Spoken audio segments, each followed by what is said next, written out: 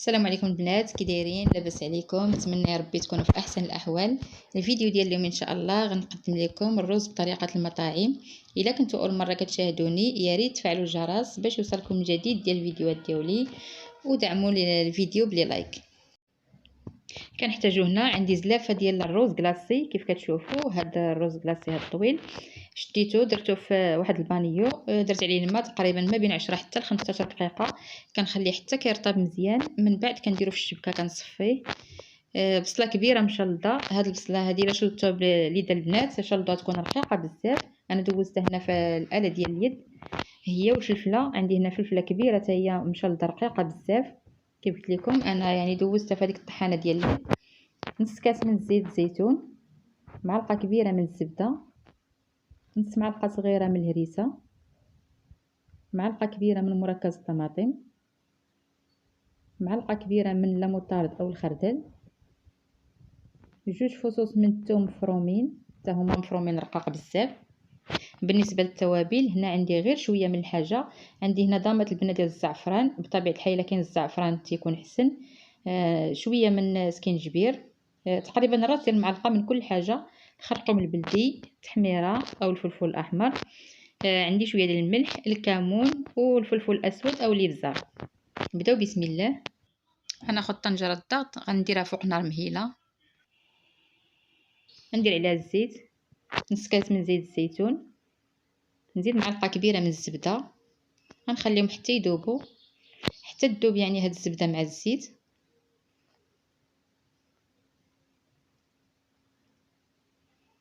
من بعد غنضيف ليها الرز.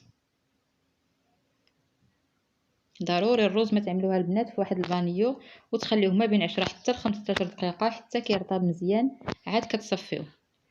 صافي هنا كنبقى مع التحريك، خصني نبقى نحرك انا هذا الرز مزيان فقط في هذا الزيت والزبده.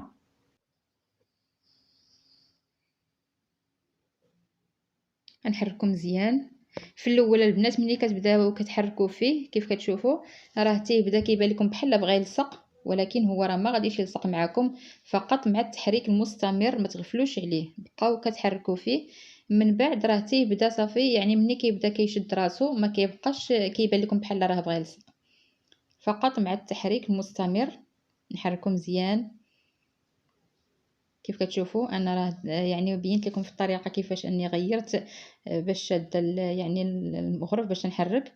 انا تيبان لك بحال بغى يلصق، ولكن هو راه ما غاديش يلصق معكم، فقط حركوه مزيان ما تغفلوش عليه.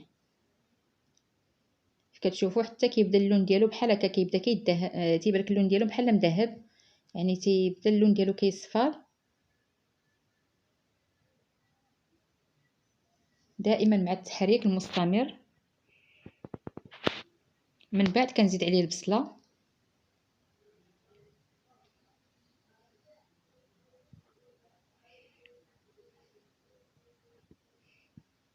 نضيف الفلفله،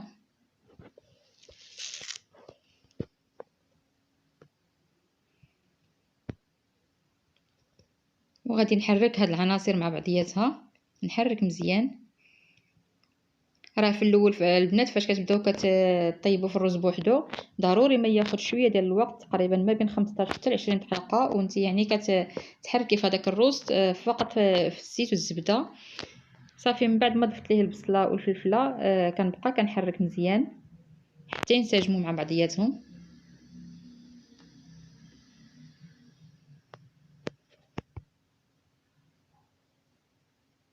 غادي نضيف هنايا مركز الطماطم،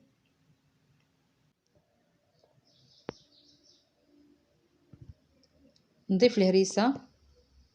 بالنسبه اللي عنده الدراري صغار بلا ما يضيف الهريسه، يعني يضيف فقط التوابل بلا بدون اضافه يعني الهريسه باش ما تجيش حاره على الدراري الصغار. ضفت الثوم، نضيف الخردل،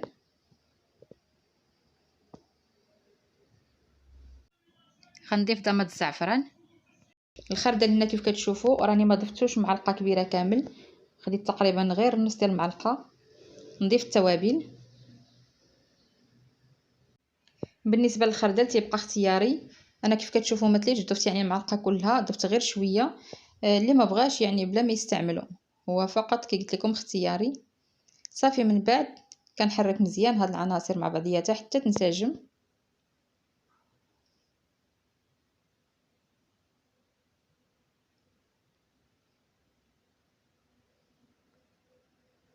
هاد الروز تيبغي ملي تكون كطيب فيه يعني ما تغفلش عليه، ضروري هو تيبغي التحريك المستمر.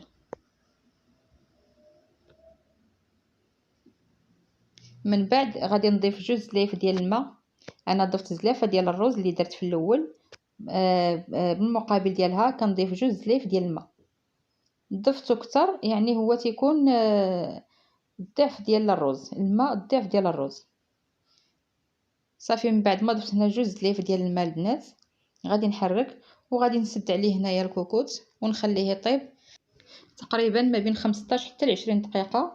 من بعد غادي نطفي عليه النار ونخليه ما نحلش عليه حتى الوقت التقديم، عاد نحل عليه باش حتى الا كان باقي فيه شي ما تيزيد مازال تيشربو وتيزيد يرطب. صافي ان شاء الله. ومن بعد نتلاقى معكم بعد 20 دقيقه. هذا هو الرز كيف كتشوفوا، راه تيجي يعني زوين بزاف، المذاق هائل. انا متاكده يعني الا جربتوه غادي يعجبكم وغادي يولي معتمد عندكم.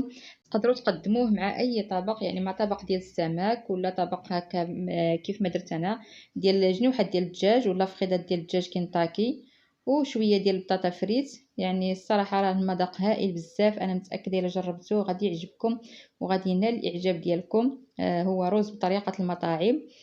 نتمنى ان شاء الله ينال الاعجاب ديالكم الفيديو، واشتركوا في القناه وفعلوا الجرس باش يوصلكم الجديد ديال الفيديوهات ديالي. وما تنساوش الفيديو بلي لايك، بارطاجيو الفيديو مع الاصدقاء ديالكم، والى اللقاء.